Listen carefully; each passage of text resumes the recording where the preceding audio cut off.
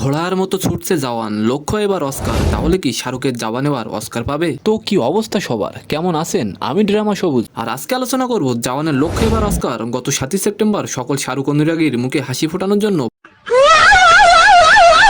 প্রেক্ষাগৃহে মুক্তি পায় জওয়ান মুভি।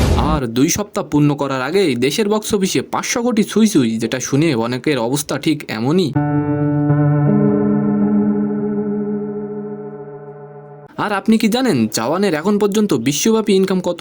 আমি বলবো না, জওয়ানের বিশ্বব্যাপী ইনকাম কত সেটা আপনারা কমেন্টে বলে যাবেন। তবে আমাদের কালো সোনার টুকরা, আমাদের ব্ল্যাক ডায়মন্ড পরিচালক অ্যাটলি কুমার এখানেই থামতে চাইছেন না। অনুরাগীদের সেই লেভেলের ভালোবাসা পেয়ে অস্কারের জন্য হাত বাড়াচ্ছেন তিনি।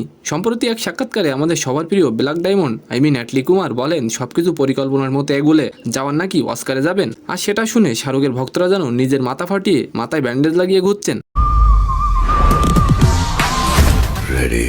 এদিকে গত সোমবার থেকে চেন্নাই শুরু হয়েছে একাধিক ছবির প্রদর্শন। আগামী বছরে অস্কারের জন্য ছবি বাছতে এখনই থেকেই তৎপর ফিল্ম ফেডারেশন অফ ইন্ডিয়া। তবে অস্কারের দৌড়ে আরও অনেক ছবি রয়েছে, দ্য কেরালা স্টোরি, ঘুমর, জুইগাটার মতো ছবি। তো এখন আমি সকল শাহরুখ ভক্তদের বলে রাখি, সবাই আমাদের ব্ল্যাক ডায়মন্ড অর্থাৎ আমাদের অ্যাটলি কুমার ও শাহরুখের জন্য দোয়া করবেন। তো আজকের ভিডিওটি কেমন লাগলো অবশ্যই কমেন্ট বক্সে জানাবেন। আর আমাদের ভিডিওটি যদি একটুও ভালো লাগে থাকে তাহলে ভিডিওটি একটি লাইক দিয়ে আমাদের চ্যানেলটিকে সাবস্ক্রাইব করে দিবেন। ধন্যবাদ।